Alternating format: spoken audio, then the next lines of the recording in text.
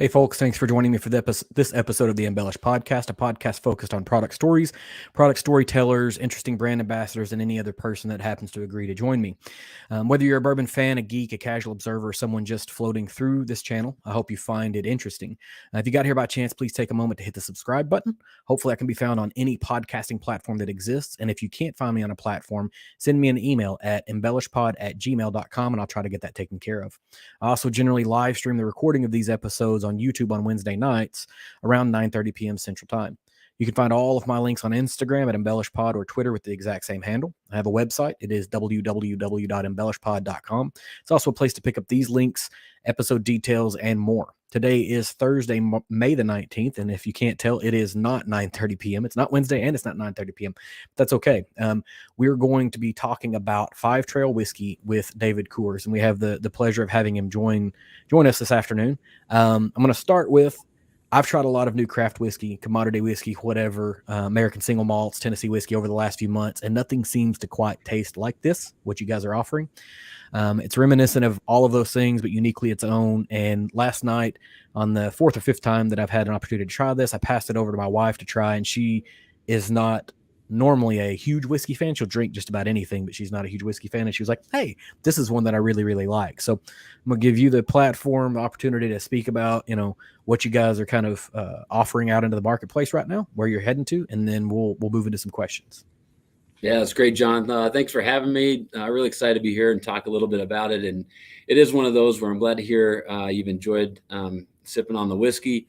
It recently, we knew we had something pretty tasty, but a few awards that we recently got helped validate what we were thinking. And we got a double gold at San Francisco World Spirits Competition, which was outstanding. And then recently as well, we got platinum Best in Show at the SIP Awards as well. So there's continuing to be some of that validation of people saying, yeah, this stuff is interesting. It's different. And I can get into the story around why it's a little bit different. But the fact that people are enjoying it when they pick it up and can find it out in retail in about 8 states right now. Follow us on Five Trail on Instagram and Facebook, and people can find out some more. And we have some innovation coming down the pike as well that we can get into throughout this podcast later this year in the fall, that should be pretty fun for people. But as far as that product profile that you're picking out, especially your wife saying, this is interesting, I can get into this.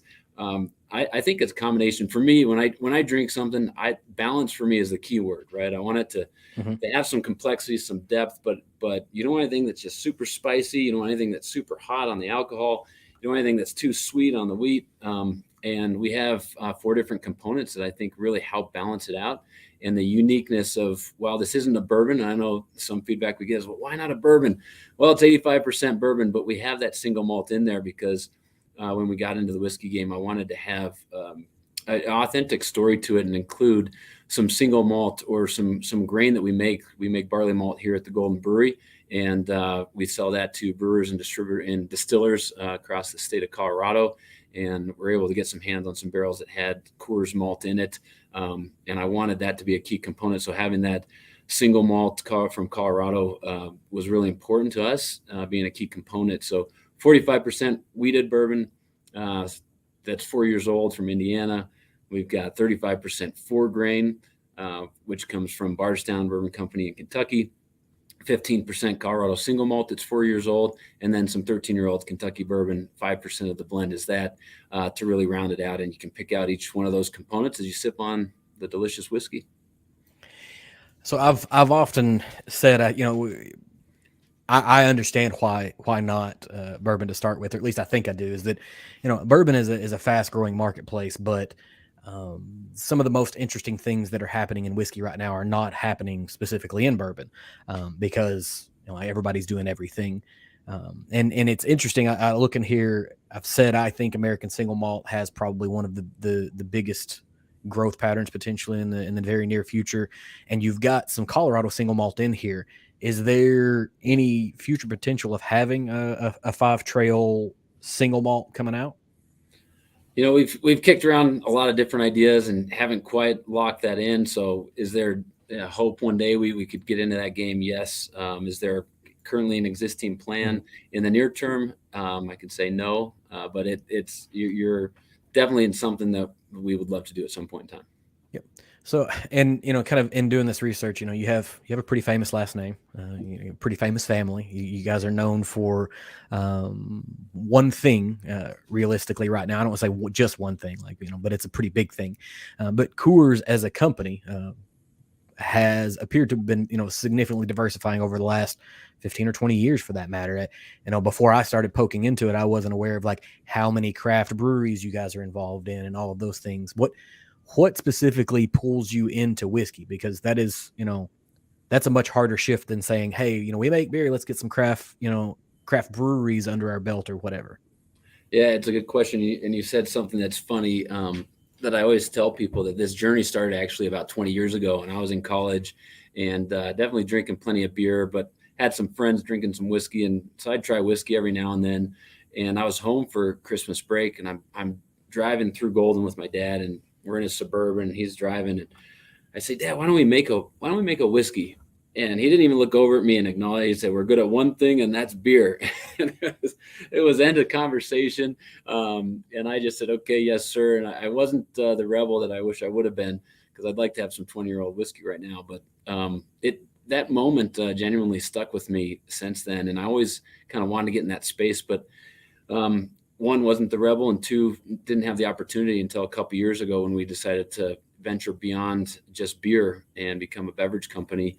And I had the fortune of getting the job to venture into some new spaces, and one of those being spirits. And it was finally the time where I said, okay, finally I can do this whiskey thing, and obviously had to do a ton of research and understand why that made sense for us. And we landed on the opportunity to actually do it. So you said in here it was an idea that came up 20 years ago. And yes, it would be nice to have some 20-year whiskey. I'm quite sure where the whiskey market was in 2002, and I do too, because that's also when I was in college. Do you think if your dad had listened to you, say, yeah, let's go ahead, let's go full force into whiskey, with where the marketplace was, do you think that your whiskey brand would have survived, a period of time? Because you're like right before that whiskey boom starts to happen here in the United States.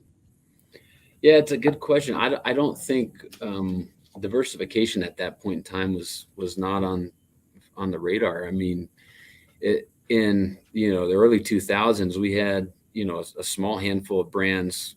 Coors Banquet, Coors Light, Keystone, Killian's, Blue Moon was just coming up, and a small handful of others. But it wasn't.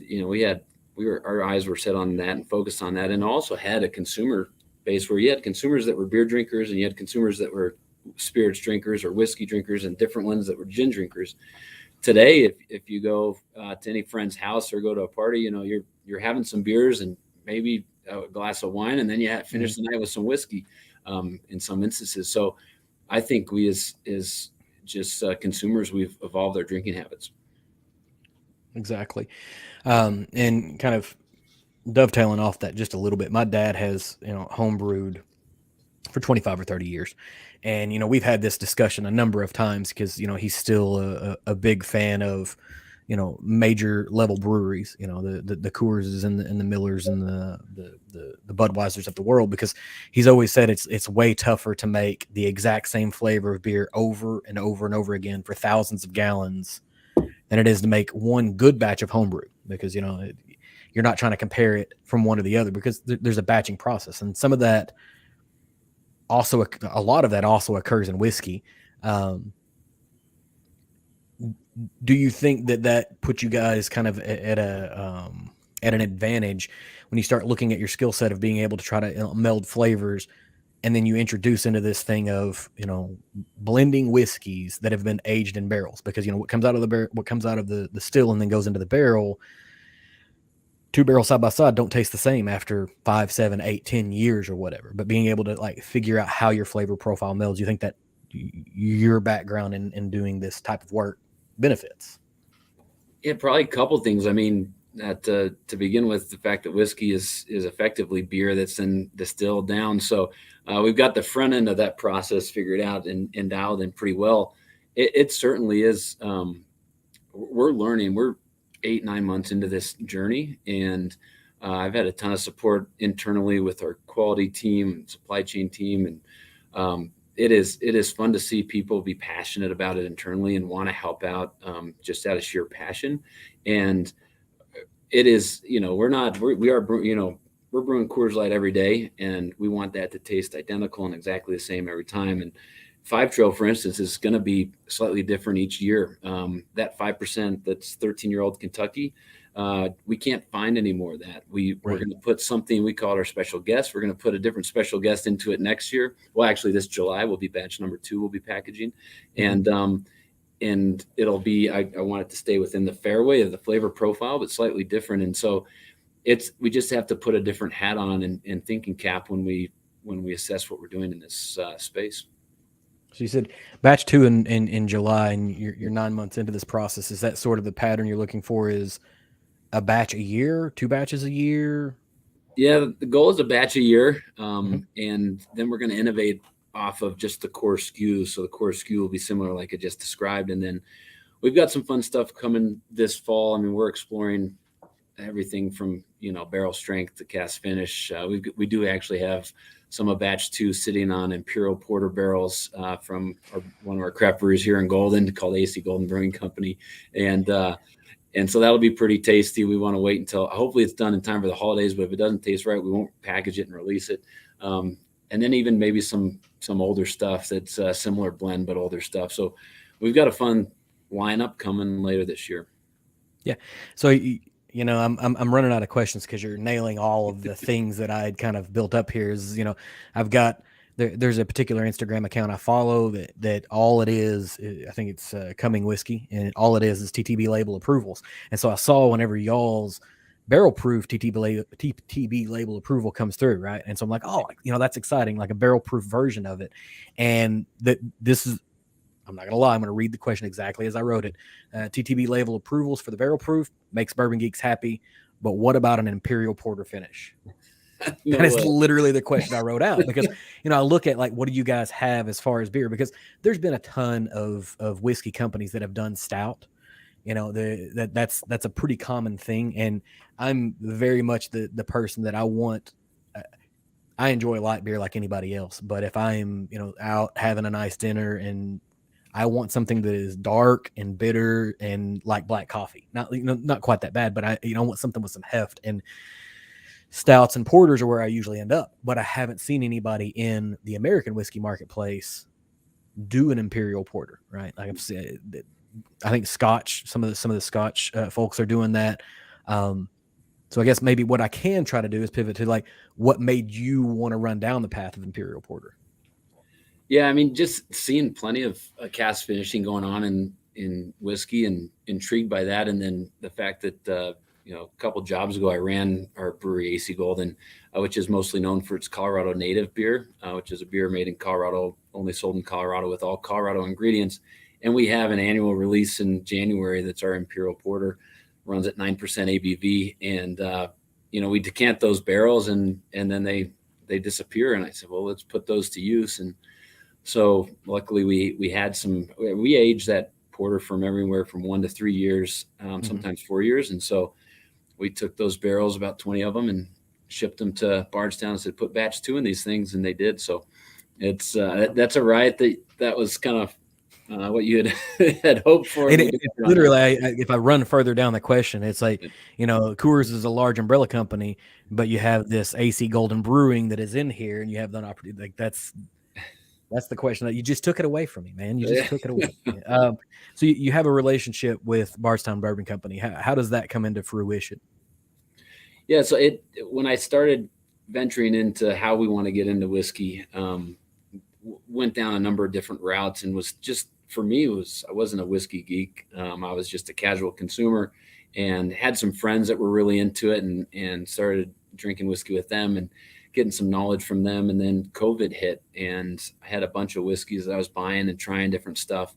And literally in the kitchen counter, which I think a lot of people probably did during COVID, killing some time. And I was filling up the table with plastic cups of little samples of stuff and driving my wife crazy.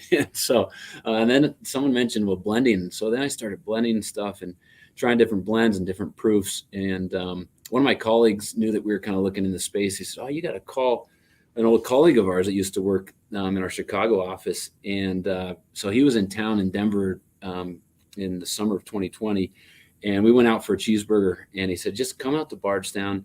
We'll sit down. We can take care of you. We can do everything, any support you need." And I said, "No, I've got this under control." And then I thought about it, for a few weeks. I called him back. I said, "Okay, I've got a blend identified that I think I really like, and it tastes pretty good."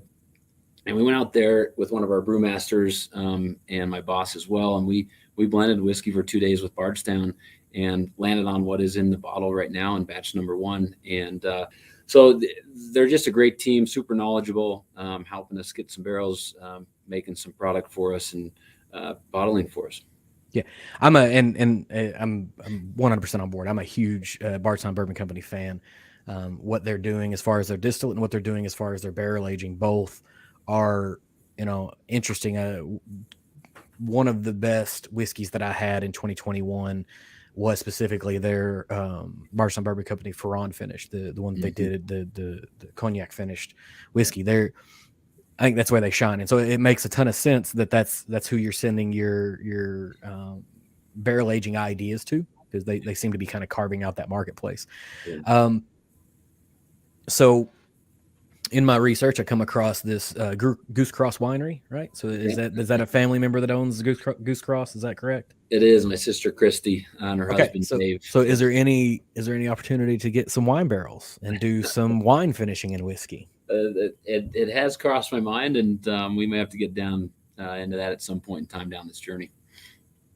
If she'd be open to it, but if she'd be, I mean, why wouldn't she be? Like, maybe I don't know. Maybe that's a family problem that I don't need to ask any questions about. But sorry, one of my lights is dying. This is fun. So you guys are getting into a market segment called American Blend Whiskey. And historically, that has been almost a dirty word in the whiskey industry for a long time. And I don't think this is quite right. I mean, blended whiskey has a very rich history in the rest of the world. Do you think that is a challenge or an opportunity for Five Trail specifically, kind of getting into this blended American whiskey marketplace? It's a great question. I think the answer is both, to be honest. When we started developing, this idea, there were plenty of people that said, "Nope, it needs to be a bourbon." But I said, I really want to ensure that we have some of our ingredients into this product to make the story sync up, and to have our malt in it was really important for us. And then we proof it down with Rocky Mountain water from the brewery in Golden. And so as part of it was forced, but I said I really wanted that single malt in there. And I think the opportunity is that category has got so much opportunity for creativity. And I think you're insinuating it, that there's some opportunity for distillers to kind of play in this space and get super creative, coming out with new types of products. And we're not one of the big guys in this category. We obviously are on the beer side, but in the whiskey side, we're not someone that can come in and take a category by storm, nor do we expect ourselves to. But hopefully we're playing in kind of a new space that intrigues people and drives some creativity in the category. Yeah. And there's no insult in my mind to blended American whiskey or any type of blended whiskey for that matter. It's just been, in Scotland, the blender is sort of the king there. The master blender is the king. The distiller creates the thing, they put it in the barrel, and then 30 years later they start, blend it together to make the supreme thing. And I don't know if it's just the contrarian nature of those of us in the United States, like, we're not that. We're interested in not blending. We want, single barrels or all of these things. But the bourbon boom did exactly what it was supposed to do, and it consumed a significant quantity of the ultra aged whiskey. I mean, you even mentioned that 13-year whiskey that you want to blend in here, you can't get any more of it. And blending is going to have to be the future. We're starting to get to the point to where people don't mind paying a premium for a blending of 4 or 5 different relatively young whiskeys if it's going to create an amazing profile. We're not going to be ageist anymore whenever it comes down to it. And so yes, I think there's a ton of space in the market for you guys to kind of expand into it, and exactly that, for experimentation. Bourbon has a whole lot of guardrails on it of what you can and cannot do and still be called bourbon. American Single Malt is working on defining their category, which could put some guardrails on what they're doing. But blended whiskey is not necessarily there. Like, you get an opportunity to do some fun things. So yeah, For I sure. think we're. So, do you draw any correlation? So I guess, is this your Maker's 46, right? Like the Samuels family, he gets down the road and he's like, I want to do something that's my own. And Maker's Mark is Maker's Mark, and Coors is Coors, like it's a family name. But this is a hard left turn for a lot of, even your dad, it was a hard left turn for him 20 years ago. Yeah. It's interesting. And we're a large company, and the Molson family's very involved in the business. We have the Leinenkugel family's involved in the business. We have craft breweries, as you mentioned earlier, where the founders are still engaged and involved. So I like to think of us as kind of a collection of family businesses to a certain extent. And I have huge shoes to fill. My brother's works in the business as well, and is on the brewing side of things. And and when you look at my great uncle Bill, who invented the 2-piece aluminum can, my dad, who took this business from 8 states to global business, and current leaders in the company that continue to steward the business and grow it. It wasn't intended to be a mark on a huge stable. We just want to play in the space. We want to play in different beverage categories and put good products out in the marketplace, and let the consumers and fans decide what they like to drink. But it's fun to have something that I can say contributing to the broader business. And gosh, I've just gotten so excited about the whiskey category the more I've learned about it. And I tell people, that craft beer drinker that's been on the journey, from Pilsners to Hellas's to IPAs to double IPAs to stouts, all the whole journey. And I think they're starting to tip into the whiskey category, and doing what I've done is a whole new world of education opens up, and exploration. And so for me, I'm kind of the perpetual learner, love to learn about new things. And this is one that you can go deep into, and there's so many different elements to it. I think you're spot on, and I've said this a number of times on other episodes where I've talked to other people. I don't think that the North American whiskey boom happens without the North American craft beer boom, right? Yeah. Those things correlate to each other, but craft beer and being more concerned about what food you eat, where it comes from, having a deeper attachment, both of those things kind of hit at the same time. And as those people matured and changed in their purchasing habits, it was a natural iteration, because the pattern I remember happening was, it was wine, then it was craft beer, then it became food, then it became whiskey. And where it goes next, I don't know, but I know there's at least, if we look at the arc of craft beer, we've got another 10 to 15 years of this behavior within whiskey specifically. Yeah, I can't argue with that. So you're 8 to 9 months in. Do you ever wake up in the morning and think, I shouldn't have done this? Or do you wake up and think, man, I made a smart decision? Or both? I wake up and I think, oh my gosh, we're either going to have way too much whiskey or not enough. Mm-hmm. And I really, I get tons of my colleagues asking about what the plans are and where it's going. And our Canadian business unit is interested in it, or our European business unit is interested in it. And so it's more of, I feel like we're at the start of a wild ride, and I hope we've got enough whiskey to appease everyone that wants to enjoy it. And I don't know what direction it's going to go in, but I do wake up, and as more and more I tell the story and see people's reaction, I get excited by the excitement and the reactions that I don't know. We didn't come into this with expectations. We wanted to participate in a thoughtful way. We obviously want to be successful, but I think it was, we know nothing about this space, and we're going to surround ourselves by good people, like Bardstown. Peggy No Stevens has helped us out along the journey, and a number of different people.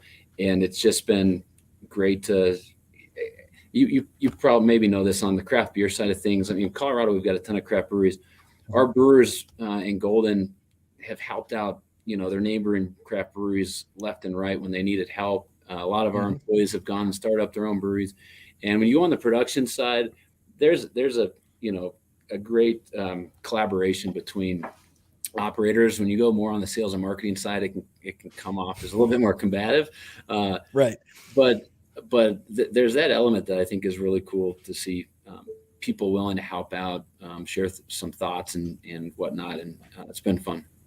Yeah, I've always looked at it as the salespeople are competitive by nature because they're all trying to compete for the same dollar. Yeah. But the creators, whenever you're looking at beer, when you're looking at whiskey, when you're looking at any spirit for that matter, they're slightly a bit more artistic in their nature, and so that familial relationship, helping each other out. There's a lot different level of competition that exists. It's not. Um, it almost feels like they want other people to exist because that gives them a thing to compete against, right? Like salespeople, I want all the dollars. Artists want someone healthy to compete with so they can make themselves better, so they can kind of create a challenge. And that exists in whiskey as well. I mean, you think about the fact that Heaven Hill doesn't exist if people didn't give them barrels whenever their rick houses burned down, right? Right. Like they had nothing. And this is a common thread that exists in whiskey. So I don't know. It's something about these creative folks. You mentioned your Canadian business unit is interested in this as well, so that immediately brings the question around like, are we talking about a rye maybe in the future, right?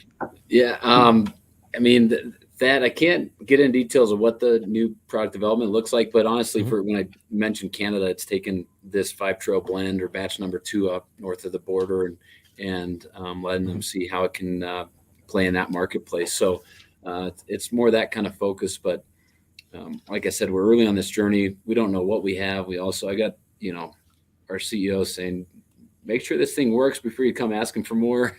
Right. Being lightheartedly, we have a great relationship, and so I think we're just trying to prove that we can participate in the category, and then where it goes to from there is a good question.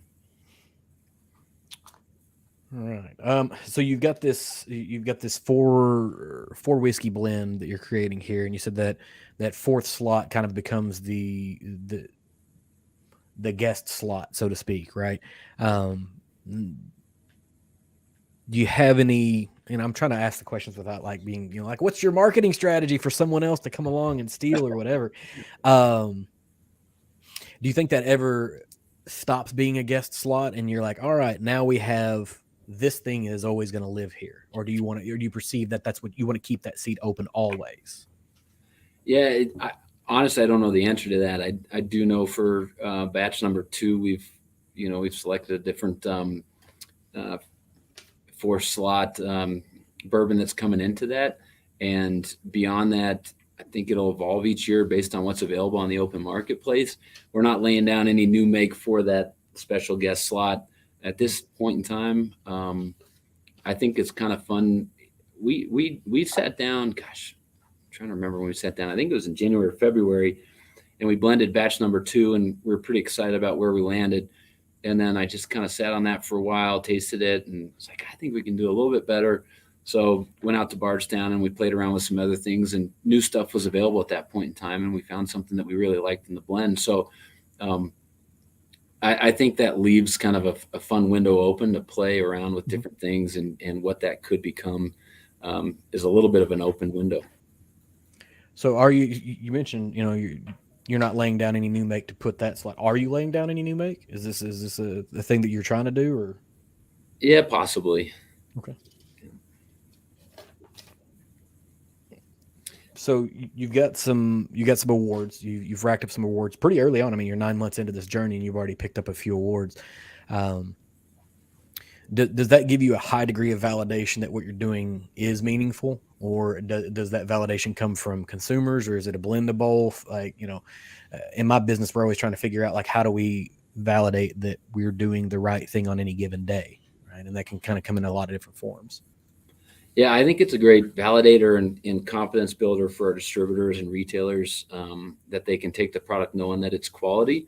But at the end of the day, it's where that consumer takes his dollars and him or her and where they want to spend them is really, that's the true tale of what a product is doing and what its potential is. So sales is always key. You don't have a business, you can't sell product, but it's so great to have it validated from a quality and a flavor profile perspective. So it gives everyone a little bit of confidence. Okay, we're first one out of the gate.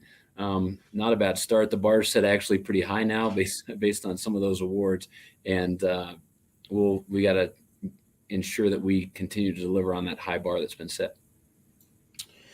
So, we're living in a I don't even want to say post-COVID world, but post-pandemic world. Beer is currently dealing with can shortages, and whiskey is dealing with glass shortages. And you've got a really attractive package that you've kind of put together as far as the glass, the label, all of that. Do you foresee any need that you're going to have to change packaging because you don't have access to these bottle shapes or label sizes or any of that coming along the way? Gosh, you'd like to say I don't foresee any challenges, but every week there's something else that pops up. So right now we feel pretty good about it, but we live in a really challenging time for manufacturers, large and small, whether a craft distiller or Beam Suntory. There's challenges out there, or on the beer side. So I don't envy any business operating in this environment, no matter what category you're in or what you do, and even us just as human beings trying to live our lives. The last few years have been challenging for everybody.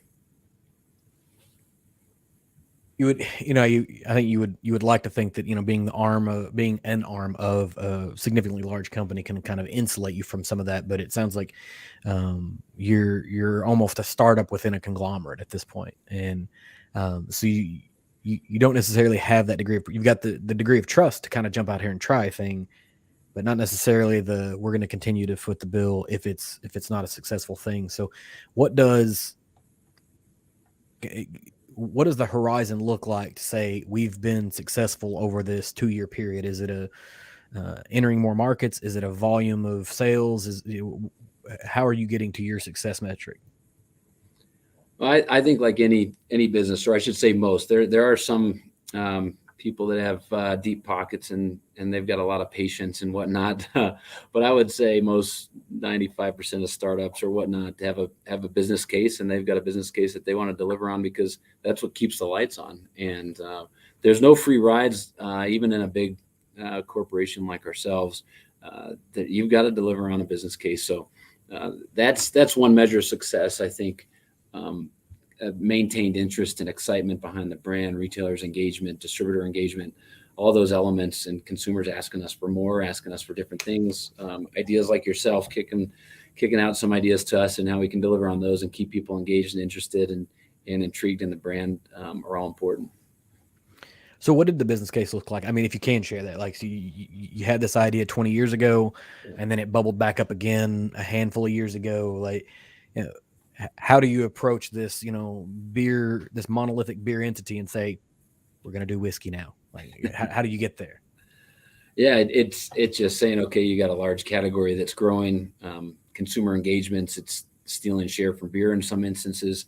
And if we want to go with those consumers that are graduating out of beer, we need to participate in those categories. So that's it. I can't get in the details of the exact business case as much as I'd like to, but it's yeah. I mean, I'm not asking you to share the business case so someone else can be like, let me copy that as well. And that's the thing that I always risk. I the only reason I do this is to have conversations with people that are passionate about the work that they're doing. And a lot of the times that ends up being a distiller or a brand ambassador or somebody, and they know things that they can't share. And I'm trying to ask in the most respectful way without being like, hey, give me all your trade secrets so the rest of the world can know it. That's not necessarily the best way to go about it. Go ahead. Did you have something? Oh, I was just going to say, I mean, I appreciate that, but I think anyone will tell you, you can have the same idea or the best idea.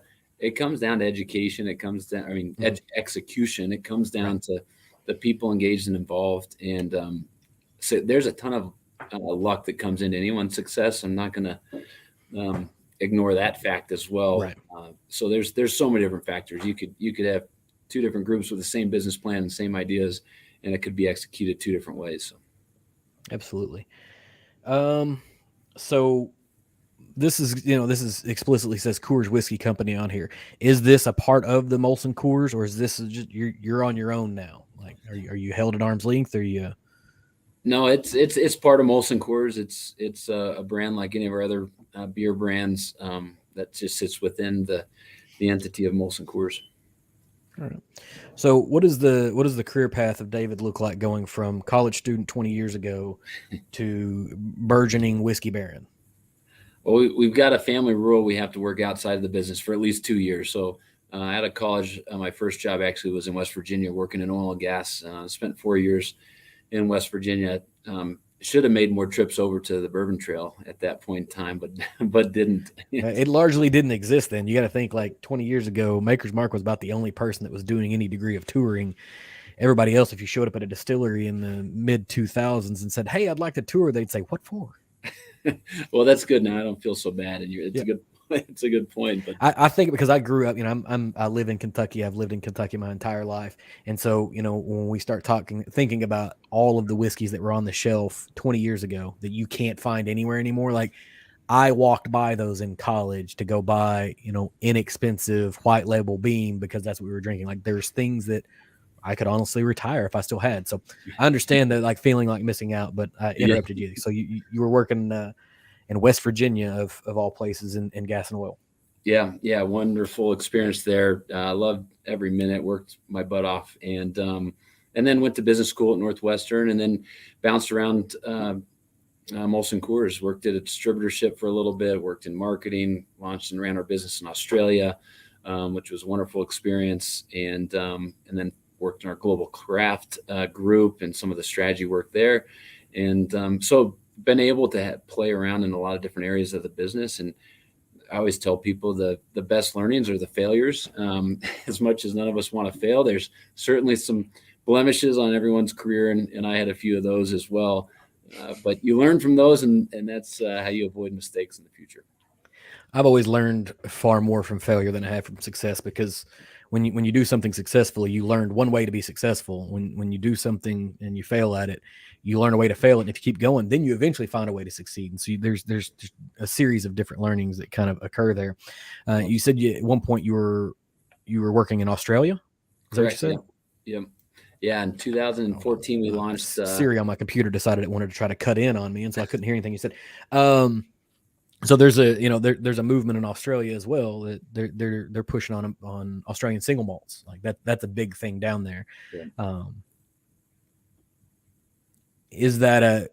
Are you aware of Australian single malts? Yeah, I'm trying to remember. I watched, it was a documentary or something, and there's some guy was making single malt and using manure as fuel for his kettle or something. Like that I think that's a sheep dung. That's right. Exactly. Yep. Yes. Yeah, I know you're talking about that. I think it's called Floki is that right. Particular one. Yeah, down in Tasmania. And that one may be in New Zealand. I don't know if that's in Australia proper. I think it's in New Zealand. But yeah, so they're doing some fun stuff there. There's some brands that are kind of entering the North American marketplace with some really good stuff, and they're doing a lot of wine finishes. So, maybe there's another single malt you can kind of toss in that gives you some backstory. Thanks. So many new brands are really interested in trying to tie themselves to some historical story, some, long lost recipe that has been picked up, Did you guys explore that, or did you just look at it and say, nope, that's Hokum, we're going to stick with what we're doing? Like, how'd you create the branding of this? Yeah, I mean, we never made anything. Well, we made beer. Coors made a sparkling water back in the day. Probably, I think it was in the 80s, maybe the early 90s. And we stopped selling that after several years. Outside of beer, that was all we made for what will be 150 years. Actually, next year in 2023, it'll be our 150th anniversary. And so we didn't have an old recipe, but we have been making malt for 70 plus years, and we have one of North America's largest malting facilities on site here in Golden. And we have an amazing group of barley growers across the High Plains that we source our barley from, an extremely talented group of maltsters here in Golden. And so for me, that was important to have. Like you said, people want a good story. one, they want to be entertained, and two, they want to know that it's a lot of thought has been put into it, a lot of passion. And, we could have sourced whiskey, created a cool label and slapped it on and sold it. And some people are doing a great job with that and putting amazing blends out there and or selecting amazing barrels. And that's certainly one way in. And we just felt like we needed, because of being a brewer, we felt like we'd have some scrutiny against us, and we wanted to be sure that we did it in a way that people would respect us. So you also mentioned, kind of regretting that you didn't jump over to the bourbon trail, even though it didn't exist yet. And, whiskey tourism is like a big thing now, specifically in Kentucky. We're talking about $1 billion industry. Are you guys looking to do that eventually? Have a place to visit, a distillery, so to speak, experience, or, a place to kind of, this is the home of Five Trail? It's certainly a dream. Whether it comes to fruition or not is still to be determined based on how Five Trail performs. So I always, it's important to have a place for people to come and experience you and explore what your brand is about. We have, a wonderful brewery tour here in Golden. We can't sell our whiskey here because it's not manufactured on site. But it certainly would be a nice element to have for us. I had a question and I lost it now. That's right. Having a distillery experience on site is, kind of a fun thing. Oh, Five Trail. So how do we get to the name of Five Trail? Like, where does this come from? Yeah, well, it's anyone that's created a new product knows that naming something's extremely challenging these days because everything is trademarked and protected, and it's not an easy process. So you get really excited about a name, and then you go to the lawyers and they say, "Yeah, that's already taken," and you got to go back to the drawing board. Five Trail is actually one that I couldn't wrap my head around. I didn't love it at first, and it slowly kind of grew on us. But it came out of kind of the idea of I'm part of the fifth generation of the Coors family. So five is a nod to the five generations, and trail is tied to trailblazing. And everyone always asks why not trails, because five is plural. and it wasn't about five trails converging together. It's really, we're on one trail, and this is just the fifth generation of that trail that we're on. But it is probably the number one thing that people say, why not the S, or they call it Five Trails. And I try not to get too frustrated with that. My dog is probably going to start barking, so I apologize if you hear that in the background.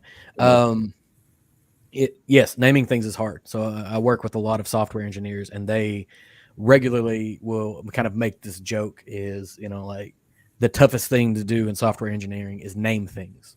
Just like, where do you come up with it? How do you know it's not going to be reusable? Like, all of those sort of different things. Well, I think I've ran out of questions at this point, and we've got about 13 more minutes. So is there anything that you want to talk about that I didn't bring up through the course of this conversation?